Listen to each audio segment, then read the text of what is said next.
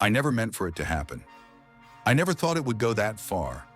But sometimes life has a way of leading you into places you never intended to go. It started a few years ago when my cousin Sarah came to stay with us for the summer. Our families had always been close, so it wasn't unusual for her to visit.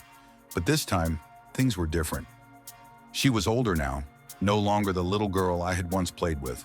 She was 17, confident, full of life, and so effortlessly beautiful that it made my chest tighten every time I looked at her.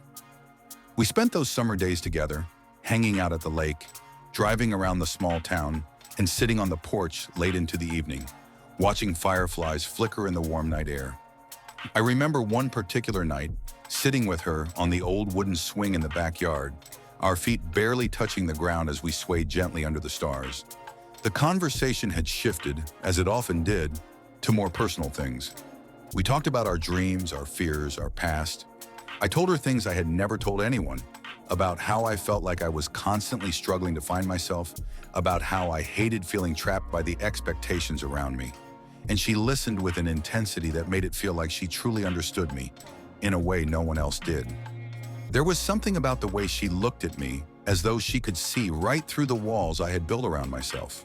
Her laugh would fill the air like music, and for a brief moment, I forgot about everything else. The connection between us was undeniable, yet I couldn't bring myself to acknowledge it. We were family. We had always been family. But then one night, everything changed. We were sitting on the porch after dinner, the house quiet except for the crickets chirping in the distance. The sun had just set, and a soft breeze blew through the trees. I turned to Sarah to say something, but before I could speak, she leaned in and kissed me. It was sudden, unexpected, and for a moment, everything around us froze. It wasn't just a kiss. It was as if everything that had been building between us broke free. I didn't know what to do. The kiss was soft at first, hesitant, but then it deepened, and I felt something in me awaken.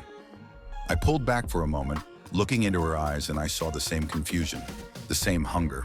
She didn't pull away. Instead, she kissed me again. This time, there was no hesitation, no doubt. It was raw, passionate, and unlike anything I had ever felt. We stopped eventually, but the silence between us was deafening.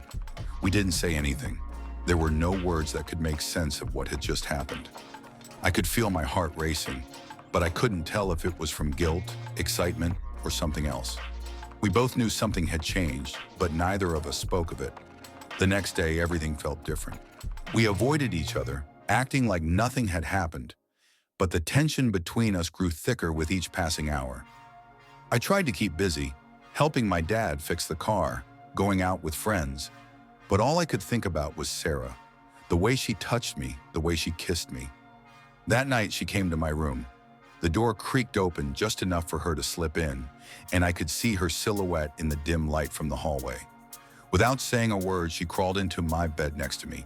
I didn't move. I didn't push her away. Instead, I reached for her, and we kissed again. This time, there was no innocence to it. It was desperate, urgent, like we both needed something the other could give. And then it went further. The heat between us consumed everything else, and for those few moments, it felt like the rest of the world didn't exist. The next morning, I woke up to the sound of birds outside my window. The house was still, and I felt the weight of the silence pressing down on me. Sarah was gone.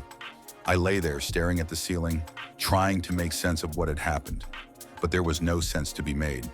She left the next week, and everything went back to normal, or at least I tried to make it seem that way. But I couldn't escape what had happened. Every time I saw her, every time I heard her laugh, the memory of what we shared came rushing back, and I hated myself for it.